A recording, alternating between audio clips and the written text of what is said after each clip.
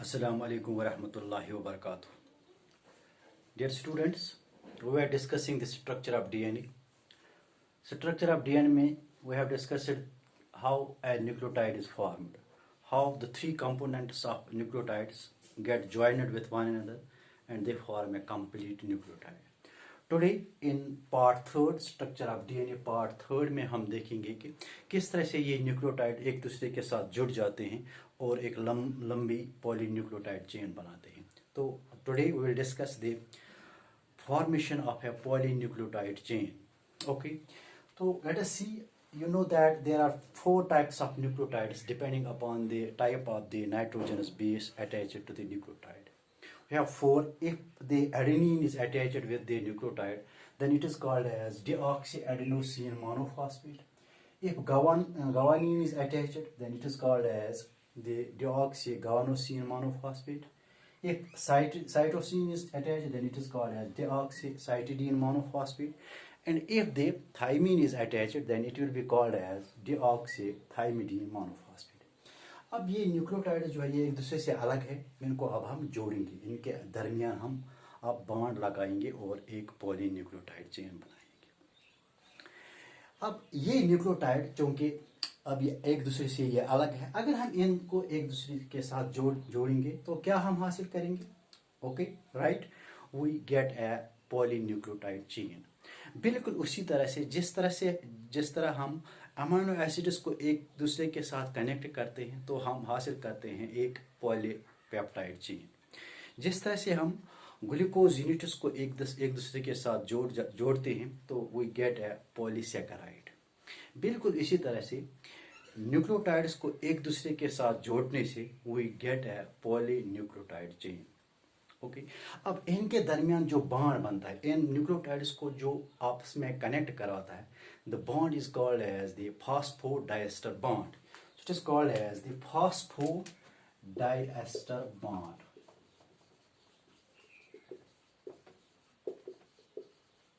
This is the bond that is formed between two nucleotides that connects the nucleotides.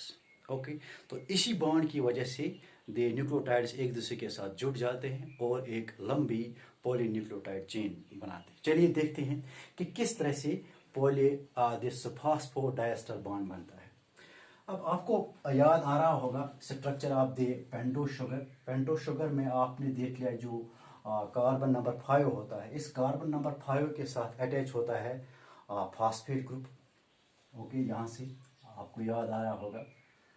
अब किसी भी this nucleotide के 5th carbon से जो जुड़ा हुआ फॉस्फेट ग्रुप होता है, उस फॉस्फेट ग्रुप का हाइड्रोक्साइल ग्रुप, उस फॉस्फेट ग्रुप का हाइड्रोक्साइल OH जो है उस फॉस्फेट का, this OH of this phosphate of this nucleotide it reacts with the अपने से पहले वाले न्यूक्लियोटाइड के पेंटोज शुगर के कार्बन 3rd के साथ जो OH ग्रुप है, इस OH group carbon 3rd of this nucleotide and carbon 5th के साथ जो फॉस्फेट ग्रुप है, उस फॉस्फेट ग्रुप का हाइड्रोक्साइड ग्रुप एक दूसरे के साथ रिएक्ट करते हैं और रिएक्ट करने के बाद there is a release of the water molecule in this. Okay, तो इनके दरमियान जब हम वाटर मॉलिक्यूल को रिलीज करेंगे, चलिए करते हैं वाटर मॉलिक्यूल को रिलीज, तो there is a formation of the bond. अब दिस बॉन्ड मैं इसको ऐसे दिखाऊंगा. This bond is called as the phosphodiester bond. It is called as phosphodiester bond. अब इसको फॉस्फोडाइएस्टर बॉन्ड क्यों बोलते हैं? चलिए देखते हैं कि फॉस्फोडाइएस्टर बॉन्ड इसको क्यों बोलते हैं. अब आपने पढ़ा है केमिस्ट्री में COO. What is this? This is the ester. This is ester of carbon. अब चूंकि यहाँ पर POO आता है, POO यहाँ पर आता है POO, this P phosphate group, this O and this O, this is POO. अब POO will be the phosphoester. It will be phosphoester, or it is the ester of phosphorus. Okay. अब चूंकि that is why it is phosphoester. अब चूंकि ये दो nucleotides को this bond it connects the two nucleotides, that is why it is called as phosphodiester, it is called as phosphodiester bond. So it is the ester because of this POO and it is di because it connects the two nucleotides. जिस तरह से दो amino acids एक दूसरे के साथ मिलते हैं और द स्ट्रक्चर जो बनती है we call it the dipeptide. तो वहां पर जो बॉन्ड बनता है पेप्टाइड बॉन्ड, वो डाई पेप्टाइड, दो पेप्टाइड नहीं है, एक ही पेप्टाइड है, लेकिन वो पेप्टाइड बॉन्ड दो दिस अमीनो एसिड्स को कनेक्ट करता है और जो स्ट्रक्चर बनती है उसको हम बोलते हैं डाइपेप्टाइड. उसी तरह से यहाँ पर ये फॉस्फोएस्टर जो है बॉन्ड जो है it connects the two nucleotides, that is why it is called as phosphodiester bond. Okay, so this is the reason why it is called as the phosphodiester bond. Now this phosphodiester यहाँ पर भी हम लगाएंगे, यहाँ पर मैंने आपको elaborate दिखाया कि किस तरह से एक्चुअल में होता है केमिकल स्ट्रक्चर के जरिए.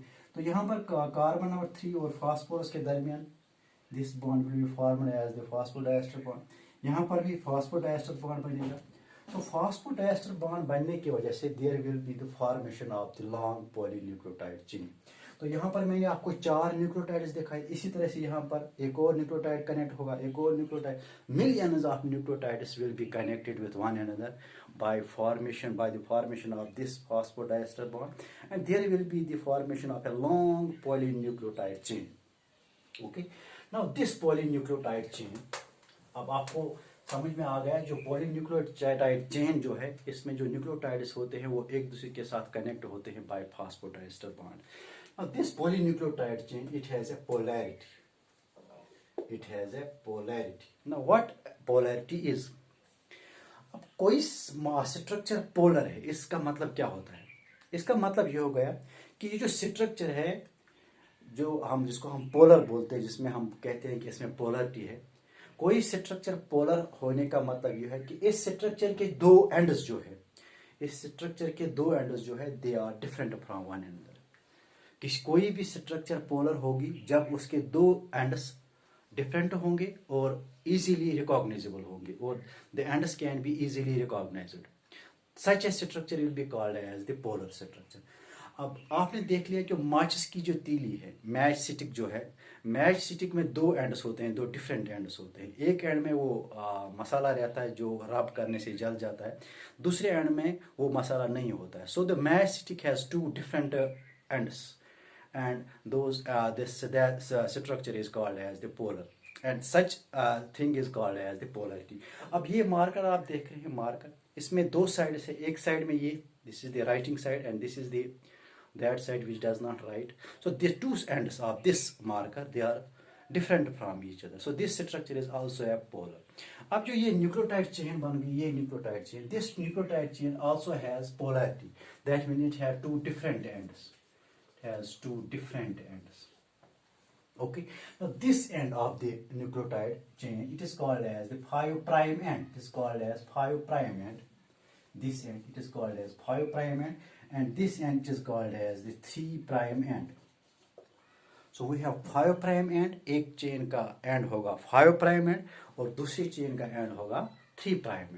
अब आप बोलेंगे कि हम कैसे ये रिकॉग्नाइज करेंगे, हम कैसे जानेंगे कि ये वाला साइड 5' एंड का है और ये वाला साइड 3' एंड का है. ओके, वेरी सिंपल है.